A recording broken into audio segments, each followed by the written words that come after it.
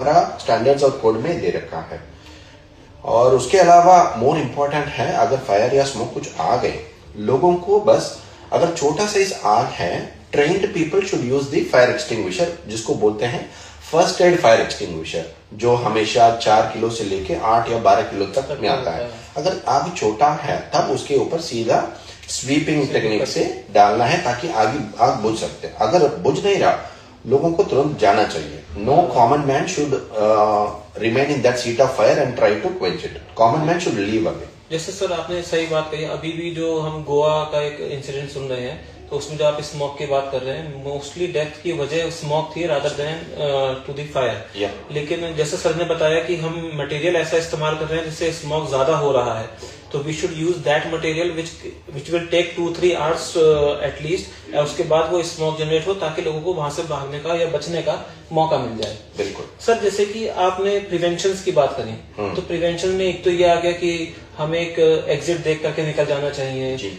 और क्या preventive measures होते हैं इन टर्म्स ऑफ बिल्डिंग, अगर मैं बात कर रहा हूँ इन टर्म्स ऑफ बिल्डिंग हमें क्या क्या प्रिवेंशन रखने चाहिए so that we can avoid such kind of things? ठीक है, इन टर्म्स ऑफ बिल्डिंग बिल्कुल सही है। दो चीज है, एक तो बैर बिल्डिंग बोलते हैं, जिसका कॉलम, बीम, स्लैब, वॉल्स जो बोलते हैं, Windows etcetera.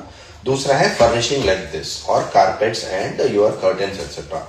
All those things, drapery, curtains etcetera, वो तो सिंथेटिक मटेरियल से भी अक्सर बनता है, तो उसका हम कुछ नहीं कर सकते, नॉट एन इश्यू। बट उसके साथ साथ हमारा रूम में अगर हमारा बिल्डिंग कोई स्पेशल बिल्डिंग है या एरिया में बहुत बड़ा है या ऊंचाई में काफी है, देन उन बिल्डिंग में टेबल 7 ऑफ एनबीसी के हिसाब से कुछ फिक्स्ड इंस्टॉलेशंस रखना चाहिए।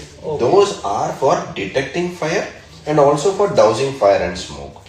And there is a chain of actions which will automatically also start. ऐसा भी इंजीनियरिंग है, और इन इंजीनियरिंग सिस्टम को आम आदमी सीधा अपने घर में नहीं करने का जरूरत भी नहीं है। घर के लिए सिर्फ एक्सटिंग्विशर या बाल्टी में पानी चलेगा, बट ऑफिसेज या स्कूल या हॉस्पिटल या ऐसे बड़े बड़े इंस्टीट्यूट बिल्डिंग्स है जिसमें काफी लोग इकट्ठा होते हैं, उन एरिया में, उन बिल्डिंग्स में ऐसे कॉम्बिनेशन ऑफ सिस्टम्स चाहिए जिसको फायर प्रोटेक्शन इंजीनियर आराम से अपना साइंटिफिक बेसिस से बिल्डिंग कोड और इंडियन स्टैंडर्ड्स को इस्तेमाल करते हुए सॉल्यूशन दे देंगे। और उन सिस्टम्स को लगवाना भी है और उसको मेंटेन भी करना है। एकदम लगवा के एनओसी या नो ऑब्जेक्शन सर्टिफिकेट लेने में फायदा नहीं है।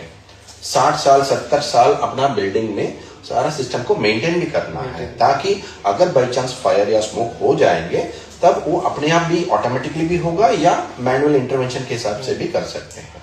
नहीं, ये सर आपने जो टॉपिक कहा, ये बहुत अच्छा टॉपिक है। एक्चुअली लोग मोस्टली जो फायर एक्सटिंग्विशर लगवाते